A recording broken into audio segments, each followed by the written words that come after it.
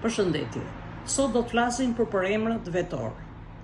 Për emrat vetor zëvendësojmë vendin e emrit, pra ne quhen vetor. Për emrat vetor janë këto: unë, ti, ai, ajo, ne, ju, ata, ato.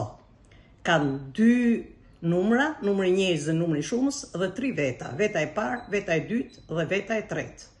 Për emri vetor i vetës parë, unë, tregon personin që flet, ndërsa për emri vetor i vetës parë, shumës, ne, tregon personat që flasin. Veta e dytë, për emri ti, tregon personit të cilit i drejtohemi. Dhe për emri i vetës dytë, shumës, ju, tregon personat të cilëve ju drejtohemi.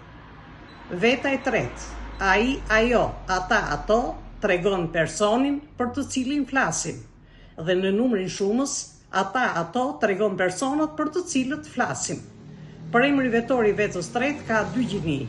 Ka gjinin mashkullore, ai, dhe gjinin femërore, ajo. Në shumës, gjinia mashkullore, ata, dhe në gjinin femërore, ato. Për emri vetor i vetës parë dhe vetës dytë përdoret vetëm për njerëz, kurse për emrat vetor të vetës tretë përdoren për frymor dhe për sende.